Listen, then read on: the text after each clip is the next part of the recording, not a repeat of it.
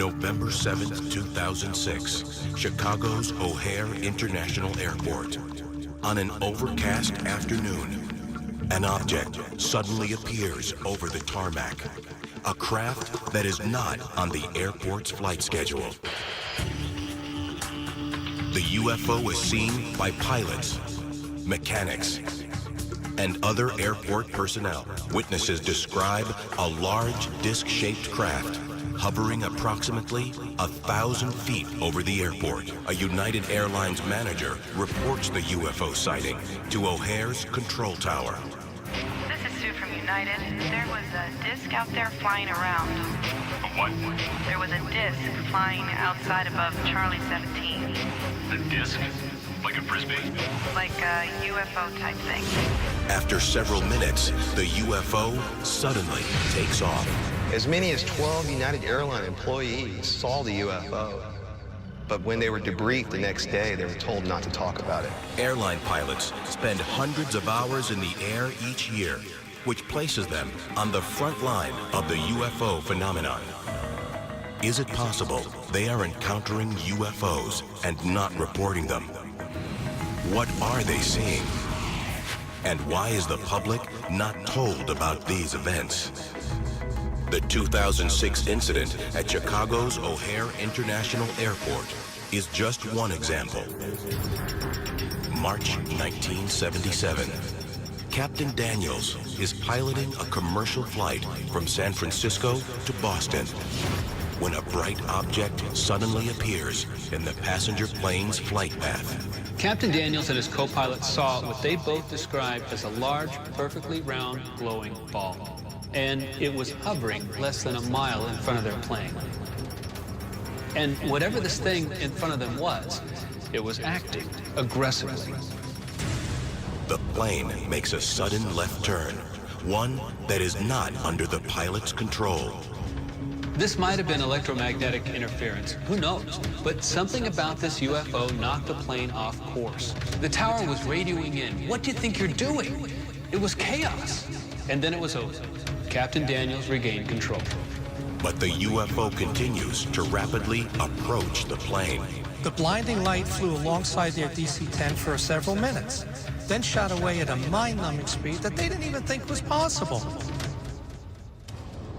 The object disappears, and Captain Daniels safely lands. But he is concerned about coming forward with the story. Like any pilot, he was worried about what people will think of it. Will they think he's crazy? But Captain Daniels knew what he and his flight crew saw, and eventually he couldn't keep it to himself any longer. We talked about this. It was pretty much a guaranteed medical disqualification. Airlines didn't want pilots saying they'd seen flying saucers. It was pretty much a given. If you shut your mouth off about this stuff, you were going to lose your job. November 17, 1986. Captain Kenji Terachi pilots Japan Airlines flight number 1628 over the Arctic Circle. Captain Terachi is a respected former fighter pilot with over 10,000 hours of experience. There's also a co-pilot and a navigator in the cockpit. They're transporting cargo to Alaska. Something in the distance catches the pilot's eye. Captain Kenji Terachi noticed 2 points of light in the distance. He assumed that they were military aircraft. It was matching his airspeed, altitude, and direction. They noticed that it was 10 miles away, but when they radioed to ground control, the ground control wasn't picking up anything on radar.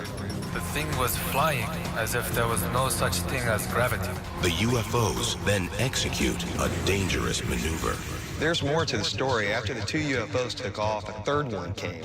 And eventually they witnessed a huge, what they described as a mothership, a huge kind of round thing with a rim around the center that had lights all around it. Captain Terachi could actually look out the window and see all the detail of this massive craft. He described it being as large as 2 aircraft carriers. The tower can now see these objects on radar. Concerned about the encounter, they offer to scramble military jets to escort Terachi's plane. But unexpectedly, he turns them down. Even the F-15 with the newest technology had no guarantee of safety against the creature with an unknown degree of scientific technology. We were relieved, thinking the object may have left us, but when we checked to our rear, the object was still there in exactly the same place. The spaceship was still following us, not leaving us at all. Callahan's team was ordered to present the radar reports and other evidence to the FBI, CIA, and President Reagan's scientific study team. Upon completing the presentation, according to Callahan, one of the CIA guys stepped forward and said, quote, "This event never happened. We were never here. We're confiscating all this data, and you are sworn to secrecy." On July 14th in 1952, you had two pilots, William Nash and William Fortenberry. They noticed below them there was a squadron of UFOs in tight formation. The pilots both described these craft in great detail. These UFOs all had an intensely bright, burning orange glow.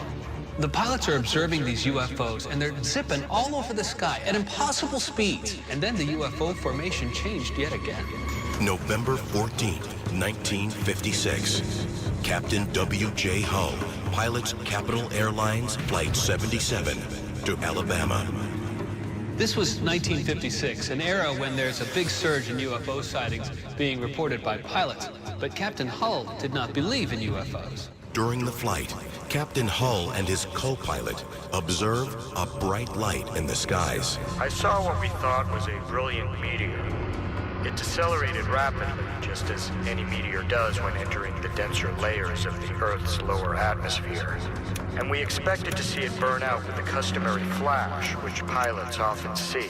So Captain Hull, this pilot who didn't believe in UFOs, suddenly found himself face to face with one. After several moments, the UFO resumes movement and darts away from the plane. Captain Hull stated the UFO shot out over the Gulf of Mexico, rising at the most breathtaking angle and at such a fantastic speed that it diminished rapidly to a pinpoint and was swallowed up in the night sky. June 4th, 2013. An Air China passenger flight departs Chengdu Airport. The Boeing 757 climbs at an altitude of 26,000 feet when all of a sudden they hear this big, loud bang. After hearing the terrifying sound of metal hitting metal, they have difficulty flying the aircraft, so they had to turn it back around and land at the airport. And what they found totally shocked them. There is a massive dent across the plane's nose cone, as though the 757 collided with something in the sky. The passengers had to deplane, and as they were exiting onto the tarmac, they all noticed that the front of the plane they were just on is totally caved in. Fortunately, a few of them snapped pictures. The airline conducts an investigation to determine what might cause this kind of damage. The report says that this Air China flight collided with an unidentified flying object. That, by definition, is a UFO. April 20th, 2012. Pakistan. A Bhuja Air 737 jet approaches Bhutto International Airport, Islamabad. This jet was approaching the airport in a storm with thunder and lightning. 3 miles from their landing approach, the pilots radioed that 3 objects had just intersected with their plane. Then there's a Mayday call. The pilots reported that they had lost control of the plane. The plane goes down in flames, crashing into the town of Husainabad, killing 127 passengers. An investigation later revealed that the plane's fuel tanks exploded during their approach. But seconds before this, the pilots reported 3 UFOs crossing over their plane. But no official explanation has connected these dots. The crash is officially blamed on weather conditions. While we can't be sure this mysterious triangle craft caused the incident, why would investigators ignore the most extraordinary detail in this case? Airline disasters attributed to UFOs. Incidents like the Pan Am encounter prompt the government to create an official UFO investigation unit. In 1952, Project Blue Book is founded to track reports from both military and commercial pilots. Project Blue Book was an investigative branch with 2 goals: 1, scientifically analyze UFO data, and 2, determine if UFOs could pose a threat to national security.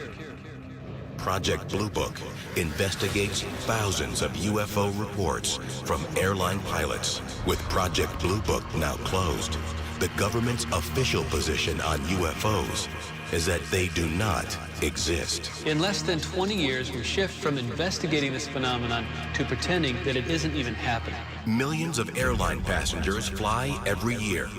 How many of them have a close encounter with a UFO without even realizing it? There's definitely a code of silence when it comes to the airline industry and UFOs. None of these pilots want to be the crazy UFO guy. You could be putting your reputation or even your entire career on the line if you report a sighting to the wrong person.